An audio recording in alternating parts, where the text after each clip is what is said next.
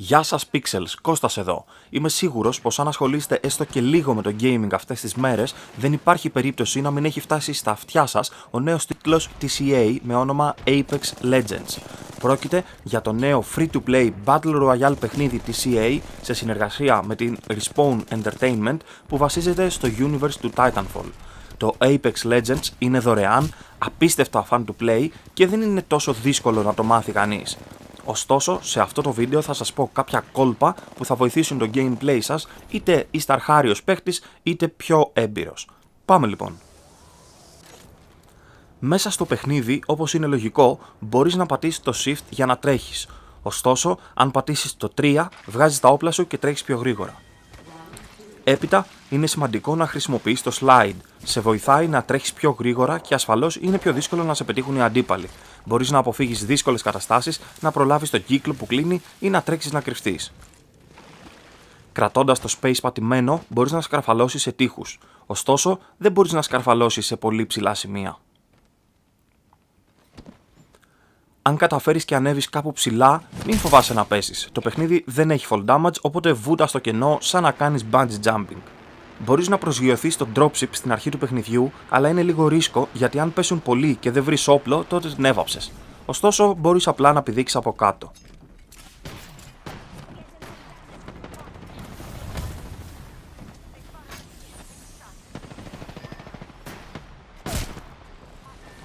Ευτυχώς για όλους μας δεν υπάρχει καμπέρωμα στα βουνά. Αν προσπαθείς να ανέβεις σε ένα βουνό αρκετά υψηλό που φαίνεται να είναι εκτός πίστας, το παιχνίδι σε προειδοποιεί να φύγεις και σου δίνει 30 δευτερόλεπτα πριν πεθάνεις μόνος και έρημος εκεί ψηλά. Τα melee attack δεν είναι και τόσο άσχημα. Κάνουν 30 damage όπως και να βαρέσεις, είτε απλή μπουνιά είτε headshot μπουνιά, ενώ κάποιες φορές μπορεί να βγει και ο Bruce Lee από μέσα σου. Νιώσε ελεύθερος να δείξεις στους φίλους σου τι αξίζεις. Μέσα στο παιχνίδι μπορείς να βρεις το Apex ρομποτάκι. Αυτό μπορείς να το σπάσεις είτε με σφαίρες είτε με μπουνιά και σου πετάει 3 τυχαία items, ενώ κάποιες φορές θα βρεις και λίγο πιο σπάνια. Όταν πετάς μια χειροβομβίδα, αυτή χτυπάει σε επιφάνειες και κατρακυλάει μέχρι να σκάσει μετά από 4 δευτερόλεπτα. Από την άλλη, τα αστέρια κολλάνε στο πρώτο σημείο που θα χτυπήσουν και μετά από 3 δευτερόλεπτα σκάνε, κάνοντας τους αντιπάλους να χάνουν τις αισθήσεις τους για λίγο και προκαλώντας μικρότερο damage.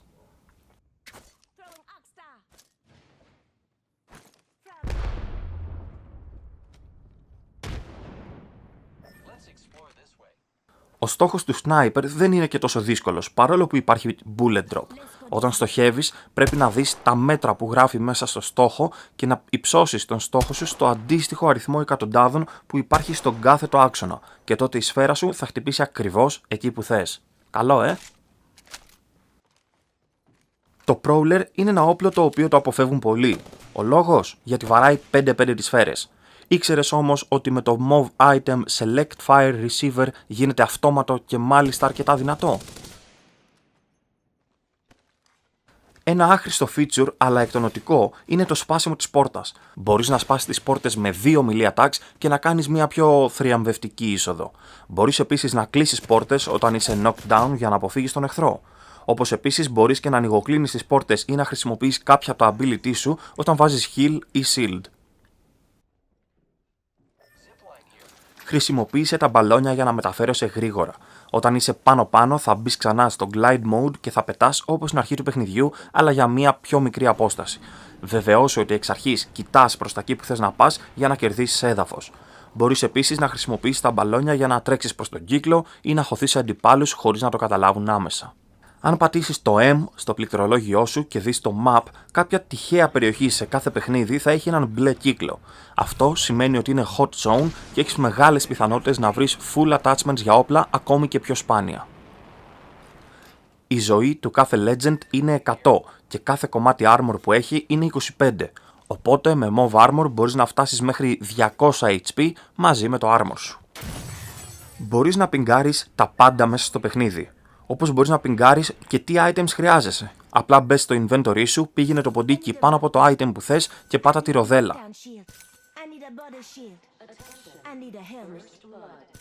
Έτσι θα πεις στους teammates σου ότι χρειάζεσαι το συγκεκριμένο αντικείμενο. Μπορείς ακόμα να το κάνεις και για σφαίρες, για attachments όπλων ή οτιδήποτε σου λείπει. Πολύ cool.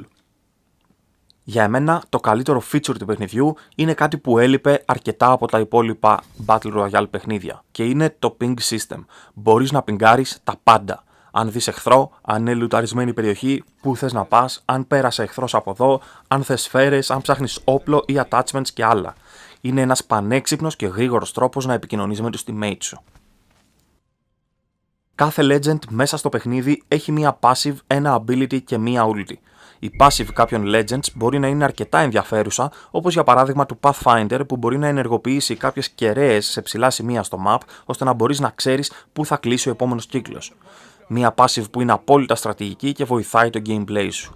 Ενδιαφέρον επίσης έχει και ο Mirage που μπορείς να χρησιμοποιήσεις το ability του στον αέρα και να αφήσεις 2 decoys μπερδεύοντας έτσι τους αντιπάλους. Υπάρχει ένας γενικός χρωματικός κανόνας για τα tiers των αντικειμένων. Το πιο απλό είναι το άσπρο, μετά πάει το μπλε, μετά το μοβ και τέλος το χρυσό. Με αγγλική ορολογία θα τα δείτε σαν common το άσπρο, rare το μπλε, epic το μοβ και legendary το χρυσό. Όσο καλύτερο ακούγεται κάποιο, τόσο καλύτερο είναι και στο παιχνίδι. Έτσι, όταν σκοτώνεις κάποιον, αφήνει κάτω το loot box του. Αυτό παίρνει χρώμα ανάλογα τα attachments που έχει μέσα. Αν το καλύτερο που έχει είναι μπλε, τότε το loot box του θα είναι μπλε. Αν όμως έχει έστω και ένα item legendary, τότε το loot box του θα είναι χρυσό. Ωραίος τρόπος για να έχεις έστω και μία ιδέα τι μπορεί να περιέχει ένα loot box προτού πας να το λουτάρεις. Το loot γενικά είναι πανεύκολο. Μπορείς εύκολα να ξέρεις αν κάποιο item το χρειάζεσαι ή όχι. Αν κάτι δεν το χρειάζεσαι, θα έχει ένα απαγορευτικό σήμα πάνω αριστερά, ώστε να ξέρεις ότι δεν έχεις όπλο πάνω σου που παίρνει αυτό το attachment ή ότι είσαι full από αυτά τα αντικείμενα. Πανέξυπνος τρόπος που σε βοηθάει να λουτάρεις πολύ πιο γρήγορα. Τεράστια σημασία στο game παίζει και το damage που κάνεις. Υπάρχει ένας κώδικας πίσω από τους αριθμούς. Όταν βλέπεις κίτρινους αριθμούς, σημαίνει ότι έκανες headshot. Όταν βλέπεις κόκκινους αριθμούς, σημαίνει ότι ο αντίπαλος δεν έχει ασπίδα και πλέον έχεις ξεκινήσει να του κατεβάζεις από τη ζωή. Όταν βλέπεις άσπρους αριθμούς, σημαίνει ότι έχει άσπρο shield. Όταν βλέπεις μπλε αριθμούς, σημαίνει ότι έχει μπλε shield. Μοβ αριθμούς, αντίστοιχα μοβ shield. Και χρυσούς αριθμούς, χρυσό shield. Όσο βαράς και βλέπεις χρώμα που παραπέμπει σε shield, αν ακούσεις κάτι να σπάει, αυτό σημαίνει ότι ο αντίπαλος δεν έχει άλλο shield και είναι μόνο με τη ζωή του. Οπότε είναι μια καλή ευκαιρία να πουσάρεις, γιατί τα recharge σε shield και heals στο παιχνίδι γίνονται αρκετά γρήγορα. Τέλος, άλλο ένα έξυπνο feature του παιχνιδιού είναι το respawn. Αν κάποιος σε κάνει knockdown, τότε οι teammates σου έχουν κάποια δευτερόλεπτα μέχρι να σε κάνουν revive. Ωστόσο, αν ο εχθρός προλάβει και σε σκοτώσει, το παιχνίδι δεν τελείωσε για σένα, μιας και οι mates σου μπορούν να μαζέψουν τον banner σου πηγαίνοντας πάνω από το loot box σου και να σε μεταφέρουν στο κοντινότερο respawn beacon.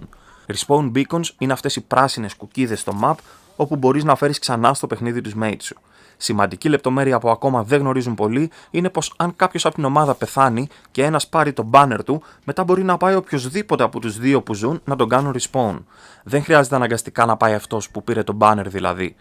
Επίσης, αν πεθάνουν και οι δύο mates σου και πάρεις τα banner τους, μπορείς να τους κάνεις respawn και τους δύο μαζί στο ίδιο beacon. Και κάπου εδώ τελειώνει το βίντεο και αυτές ήταν οι συμβουλές μου για να βελτιώσετε το gameplay σας στο Apex Legends. Ελπίζω να σας άρεσε το βίντεο και να μάθατε κάτι καινούριο μέσα από αυτό. Ρίξτε ένα like στο βίντεο και ένα subscribe στο κανάλι μας και μην ξεχνάτε πως μπορείτε να μπείτε στο server μας στο Discord στα κανάλια Apex Legends που έχουμε φτιάξει για να παίζετε με τους φίλους σας ή να βρείτε παρέα για squads. Μέχρι το επόμενο βίντεο, πάω να καώ στο Apex. Over.